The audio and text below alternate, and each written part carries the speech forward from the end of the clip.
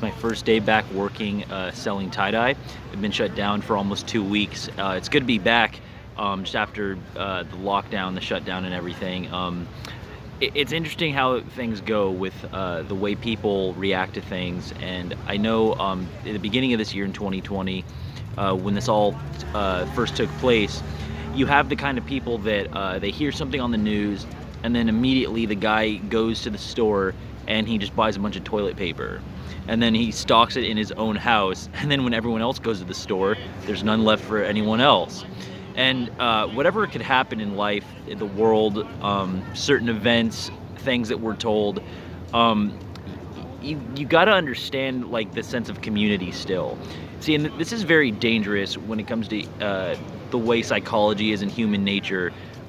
Someone just like has their opinion that they go home, they sit on the couch, they get their information from this television, and so they hear something on the news, and this guy goes into panic mode. He gets in that scarcity mindset that he's not going to have enough. Well, how's his life going to be affected? So he goes to the store, clears all the shelves from all the toilet paper and other items. When everyone else goes to the store, now there's none left for anyone else, and then it causes everyone else to panic, so then they rush to the next store and they clear the shelves there, and so now every store, the shelves are gone because a couple people hoarded everything, and there's not enough for everyone else. There's plenty of whatever for everyone in this world. It's not scarcity, it's abundance. There's enough for everyone if we all just work together a little bit better. But everyone gets into that, what's this gonna say about my life? What's gonna happen to me? And so they get very panicked about things, and they get into this mindset, or I gotta get mine because I don't know when the next resource is coming, so I gotta get mine now. And if we just had like a shift in culture, if we just had a shift in mindset, in mentality, a lot of things would be better around here, because no matter what could happen, say it's like a natural disaster or a certain event, we don't need to go into panic mode. We could help each other out. What if from an early age we were all taught how to garden and farm and grow our own food, and it was something in every neighborhood that it was like a collective, and we were trying to like help our own neighborhood survive. We're like, hey, everyone's gonna grow food in their backyard, and we're gonna teach everyone how to do it from an early age, and we're all gonna band together and have this food supply. So no matter what happens, you don't need to just like rush to the store and just stock up on a bunch of toilet paper or whatever the item is so that no one else has any. There's ways to get around what you think is happening, or events, or just how to live in times of crisis. And yes, you're gonna worry about your own survival. You're gonna worry about your money and all of that, but so is the other person. So it's how are we working together on this? So I've been shut down from selling tie-dye for almost 2 weeks. This is my first day back again at the beach, and I love it. I love being back out here. I was a little bit concerned with the rent and everything, but I'll be good going into January 1st and all that. But yeah, it's something happens, and people, it's that natural inclination to, okay, like where's my rent? How's my rent gonna get paid? Where's the food on my table? Where's the resources for my house in case of anything that could happen? But this is dangerous, because someone can hear one thing and now they're in panic mode, and because that person's panicking, it causes the other person to panic, and now two people are panicking, so it causes the third person to panic. Now you got a mob of people that are panicking, so it's a snowball effect.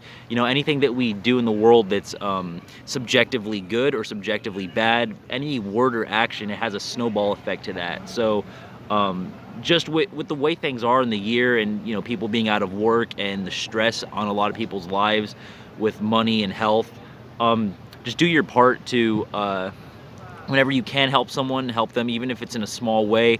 It doesn't have to be money. It doesn't have to be you going out of your way in some huge effort. It could just be a good morning to somebody.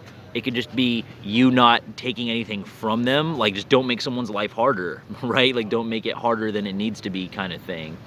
So there's ways for us to work together. Even if everyone right now lost their job, say like there's 100% unemployment, well, we could still grow food in communities together. We can still, if everyone lost their job all of a sudden and there's no income for anybody at this moment. Maybe I go into my shelves at home and I say, okay, well, you know what? I have 50 rolls of toilet paper. My neighbor has 0. Maybe I can give them one instead of worrying about, if I run out, will there be enough for me because everybody's lost their job, so I got to worry about me.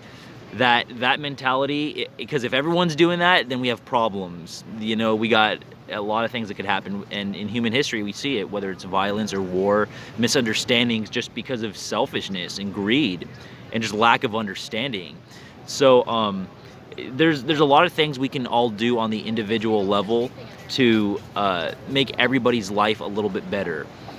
And whenever you have something to give or to present, just do what you can.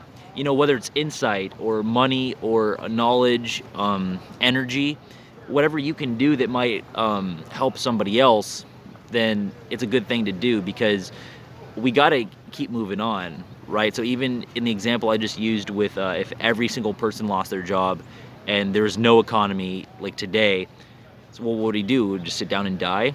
We're not going to do that. The human spirit is way stronger than that. We've made it this many years into human history, so we've got to make something happen. We could grow food and go out into our neighborhood and be like, hey, let's all grow food together. Let's ration what we have. Let's come together. Let's really see what resources, what food, what water we have, the power, the fuel sources, electricity, whatever we need to do depending on what crisis could happen. You could go with the people around you and try to figure out a solution and to ration things. You don't need to go into panic mode, right? I need to get mine. The world's falling apart. I need to put myself on top. I need to make sure that I'm surviving this. It's well, everyone else is trying to do that too. So if you got billions of different people, all these moving parts going in their own direction, it's just never going to work. There's too much chaos. So even with something like this, being shut down from my tie-dye job for a couple weeks, it's a little disappointing. And I would have rather been working. I would have rather been here at the beach selling tie-dye. You have the time off. I caught up on a little bit of housework and just stuff that I needed to do, just relaxed a little bit. But I want to be out here. I want to be out here and working and doing things. And because of that, you get shut down for a bit. You can't get into panic mode or sad mode to the point where now you're affecting the other person's day. Oh, I got shut down for a couple weeks and I couldn't sell. They wouldn't allow me. So now I'm going to take my frustration or my feeling on it, and someone else that's walking by, I'm just going to have it affect them because I'm going through something. We can't have that. There's been too much of that in the course of human history. And there's an aspect of just allowing the other person to win once in a while, understanding the other person's path, understanding just if you're in a bad mood or you're having a bad day, it's not just grounds for you to get pissed off that the other person's in a good mood today, right? There's a balance to things. So everyone's gonna have a good day, a bad day, ups and downs. You can't let your down be the other person's down, right? You can't, because then, like I said, it's going to be those billions of different people, all different moving parts going in their own direction, and it's just complete chaos, and everybody loses. So for me, I'm just glad to be back out here. I just love coming to the beach and just being out here and doing something that I believe in. It's chill, selling the tie-dye clothes. It's just it's a good energy. People like the shirts. And I have a lot of fun doing it. I know after I'm done selling tie-dye, depending on how long I do this for, I eventually want to go minimalist and get out of my house that I'm renting $1,200 a month and get a camper van or a motorhome and continue to work YouTube and just go to campgrounds, live off of nature, and just live minimalist.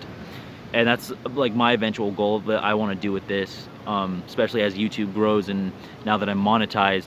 But I've noticed, ever since I've been monetized, now my growth has been a little bit stunted. I've kind of been stuck at the same subscriber count for a little bit. And part of that too, just I haven't been posting as much as I was. I was going 2 to 3 videos a day, but even still, I would get new subscribers off of older videos or videos from weeks ago Whereas now in the last week or two, I've noticed it's definitely been a kind of a halt in my growth, which is fine. It's gonna happen, you know, but it's just I'm just saying with the overall goal I have of this channel is just to keep doing the content, and as it's growing, my philosophy is not like, hey, if you were just given millions of dollars from a YouTube channel, what's your dream car? I don't have a dream car. I would just like continue to do the content. Like I would put the money back into my channel, right? So I would like invest in the channel of what I've been doing to make the channel even better and make my ability to produce the content even better. But I would just I would go minimalist at that point. Like that's what I want to do. Like I would love to just be doing YouTube and just have my camper van and just oh, I'm in California today, and maybe I'll go to Arizona next week, go to Texas after that, and just continue to do content. And that's just kind of the life I want to live. But it's good to be back now working. For the moment, I just hope everything stays on the up. I hope everybody is making it through this time, you know, the best that they can. I wish for anyone watching this to have, you know, a great day, good health, and lots of luck in whatever it is that they do with their life. Like I said, it takes all of us doing our part. It doesn't matter how big or small that part is or in what context, but we definitely can't have certain events and certain things that are told to us, and no matter what can happen in life, you can't take that and just immediately go into panic mode, which is going to cause other people to go into panic mode. So then everyone's just panicking, going in separate directions. Whereas if we just calm down, analyze what we can actually do as human beings, analyze what we can do in numbers as a community instead of just reacting to everything, we can all be proactive at that point into making a better life for everyone involved.